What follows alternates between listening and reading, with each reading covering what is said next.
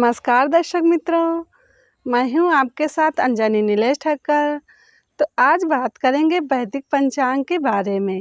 वैदिक पंचांग दिनांक 22 दिसंबर 2023, दिन शुक्रवार, विक्रम संवत 2080, शक संवत 1945, आयन दक्षिणायन, ऋतु शिशिर ऋतु, मास मार्गशीर्ष मास, पक्ष शुक्ल, तिथि दशमी, सुबह 8:16 तक तत्पश्चात एकादशी, नक्षत्र अश्वनी, रात्रि 9:36 तक तत्पश्चात भरणी, योग परिघ सुबह 11:11 तक तत्पश्चात शिव, राहु काल सुबह 11:16 से दोपहर 12:37 तक, सूर्योदय 7:13, सूर्यास्त 18:01, दिशा शूल पश्चिम दिशा में। व्रत पर विवरण: मोक्षदा एकादशी स्मार्त, श्रीमद् भगवद गीता जयंती, शिशिर ऋतु प्रारंभ, वर्ष का सबसे छोटा दिन एकादशी, क्षय तिथि विशेष।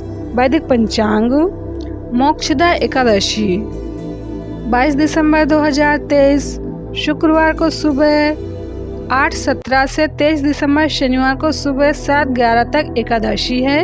22 दिसंबर शुक्रवार को मोक्षदा एकादशी स्मार्त एवं 23 दिसंबर शनिवार को मोक्षदा एकादशी भागवत विशेष। 23 दिसंबर शनिवार को एकादशी का व्रत उपवास रखें। यह बड़े भारी पापों का नाश करने वाला व्रत है। नीच योनि में पड़े पितर भी इसके पुण्यदान से मोक्ष प्राप्त करते हैं।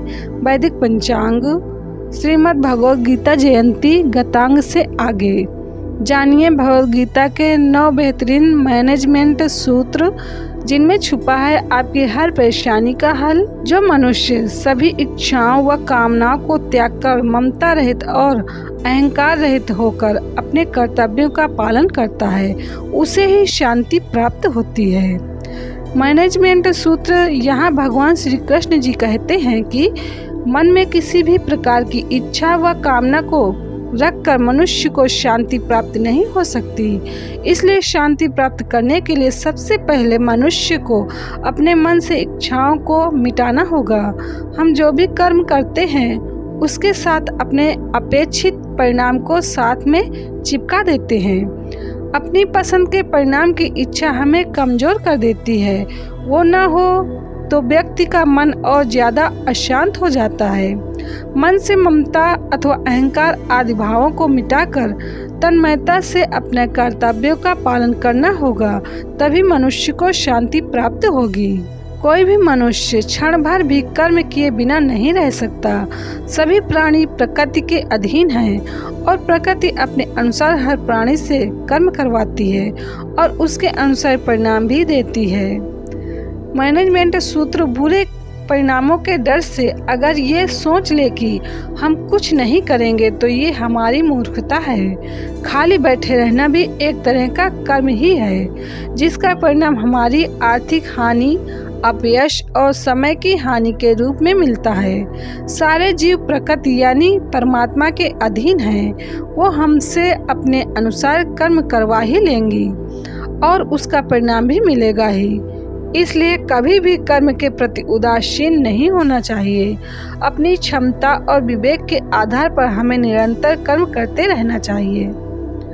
तू शास्त्रों में बताए गए अपने धर्म के अनुसार कर्म कर, क्योंकि कर्म न करने की अपेक्षा कर्म करना श्रेष्ठ है तथा कर्म न करने से तेरा शरीर निर्वाह भी नहीं सिद्ध होगा।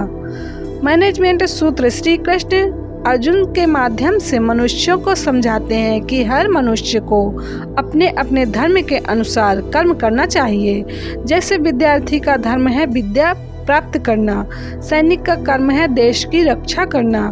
जो लोग कर्म नहीं करते उनसे श्रेष्ठ वे लोग होते हैं जो अपने धर्म के अनुसार कर्म करते हैं, क्योंकि बिना कर्म किए तो शरीर का पालन पोषण करना भी संभव नहीं है। जिस व्यक्ति का जो कर्तव्य तय है उसे वो पूरा करना ही चाहिए। श्रेष्ठ पुरुष जैसा आचरण करते हैं, सामान्य पुरुष भी वैसा ही आचरण करने लगते हैं। श्रेष्ठ पुरुष जिस कर्म को करता है उसी को आदर्श मानकर लोग उसका अनुसरण करते हैं। मैनेजमेंट सूत्र यहाँ भगवान श्री कृष्ण जी ने बताया है कि श्रेष्ठ पुरुष को सदैव अपने पद व गरिमा के अनुसार ही व्यवहार करना चाहिए, क्योंकि वह जिस प्रकार का व्यवहार करेगा सामान्य मनुष्य भी उसी की नकल करेंगे।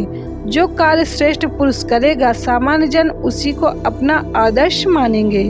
उदाहरण के तौर पर अगर किसी संस्थान में उच्च अधिकारी पूरी मेहनत और निष्ठा से काम करते हैं तो वहाँ के दूसरे कर्मचारी भी वैसे ही काम करेंगे, लेकिन अगर उच्च अधिकारी काम को टालने लगेंगे तो कर्मचारी उनसे भी ज़्यादा आलसी हो जाएंगे।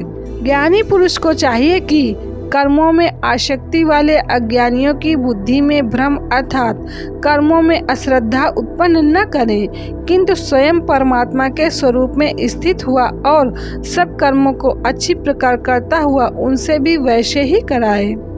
मैनेजमेंट सूत्र ये प्रतिस्पर्धा का दौर है। यहाँ हर कोई आगे निकलना चाहता है। ऐसे में अक्सर संस्थाओं में ये होता है कि कुछ चतुर लोग अपना काम तो पूरा कर लेते हैं, लेकिन अपने साथी को उसी काम को टालने के लिए प्रोत्साहित करते हैं या काम के प्रति उसके मन में लापरवाही का भाव भर देते हैं। श्रेष्ठ व्यक्ति वही होता है जो अपने काम से दूसरे के लिए प्रेरणा का स्रोत बनता है। संस्थान में उसी का भविष्य सबसे ज्यादा उज्जवल भी होता है। हे अर्जुन, जो मनुष्य मुझे जिस प्रकार भजता है यानी जिस इच्छा से मेरा स्मरण करता है उसी के अनुरूप मैं उसे फल प्रदान करता हूँ। सभी लोग सब प्रकार से मेरे ही मार्ग का अनुसरण करते हैं।